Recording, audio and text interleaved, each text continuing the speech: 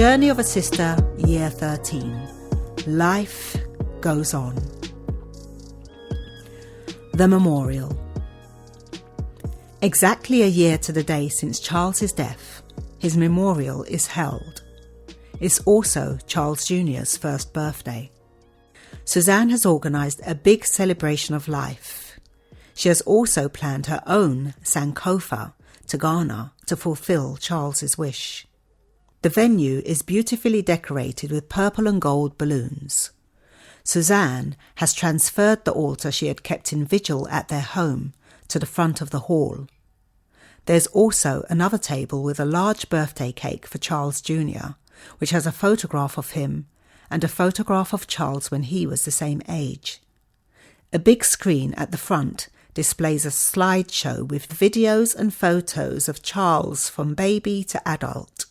The room is packed with friends and family, Charles's old school friends, work colleagues, acquaintances and ex-girlfriends.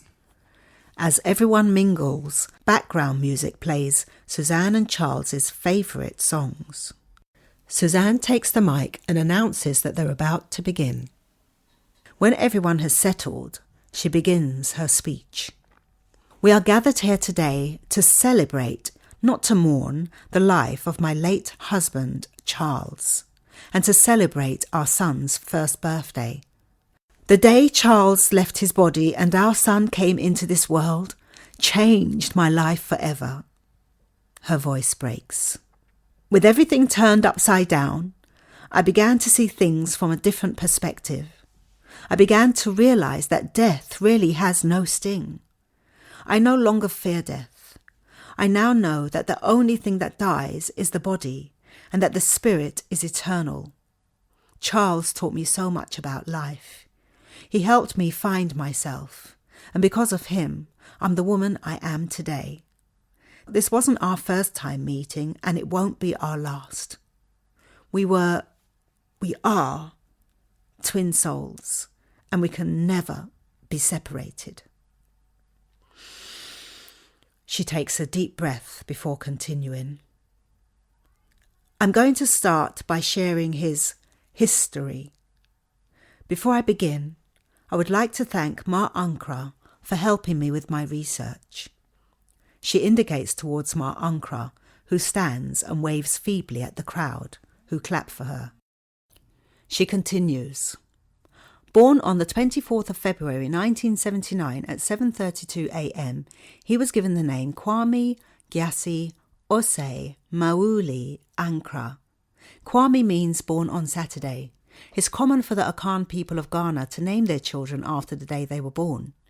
He adopted the name Charles when he came to England at the age of 10, which isn't actually on his birth certificate. The rest of his names were passed down to him ancestrally. Gyasi was his father's name, which means one who is wonderful. He received his name Osei from his grandfather, which means noble, and he received the name Mauli from his great-grandfather, which means God creates. She looks up at the crowd from her sheet of paper. Does this sound like Charles to you? Yes, they all agree. She digresses. I think it's important to reclaim our African names, not only to reconnect with our ancestral roots, but to honour our ancestors who had theirs forcefully removed. I'm glad Charles was able to pass his surname down to me before he passed over. Ankra is an anagram for Ankh and Ra, which means life and sun. I will treasure this name and keep it in remembrance of him and my ancestors. She pauses again. Charles was an inquisitive child, more like his own son, who he never got to meet, but who displays so much of his character. She retells Charles's life story from childhood through to adulthood, telling the story of how they met and the impact he had on their life, her son's lives, and the rest of his community through their business. In the 12 years that I knew Charles, he did so much for me. Apart from helping me achieve my goal of financial security, he gave me 2 precious gifts.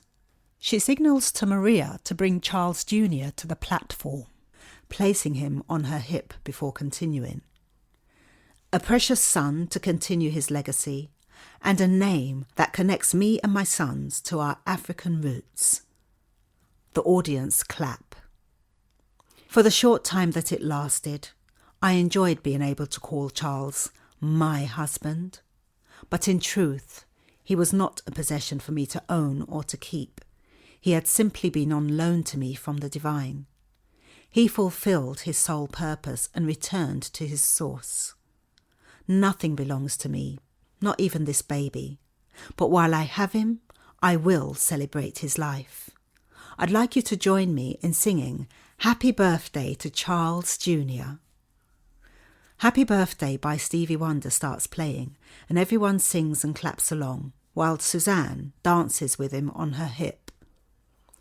When the music ends, Suzanne closes her speech.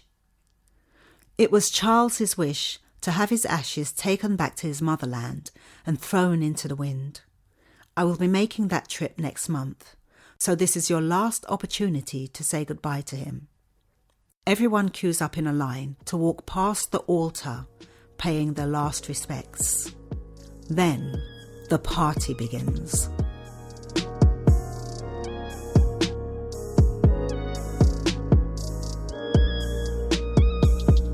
During the celebrations, Ishmael approaches. Hi, Suzanne. Hi, you look familiar. Have we met before? Yeah, I was at your wedding, remember? Oh, you were one of the guys who stayed in Charles's villa, right? That's right. How you doing?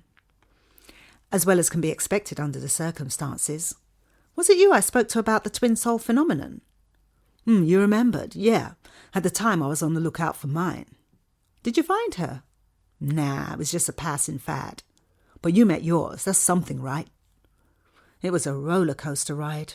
And look how it ended up. It was special, even I could see that.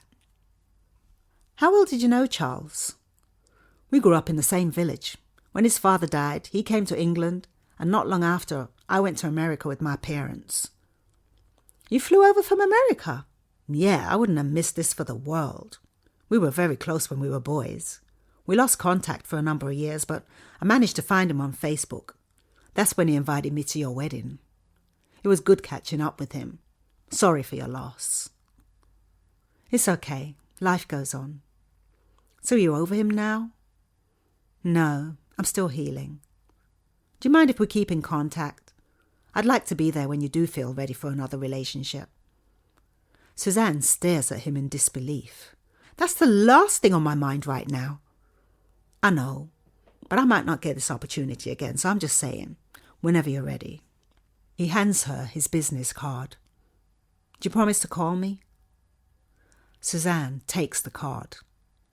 As he walks away, she admires his tall, lean structure, dark, shiny skin, and regal look in his African garms.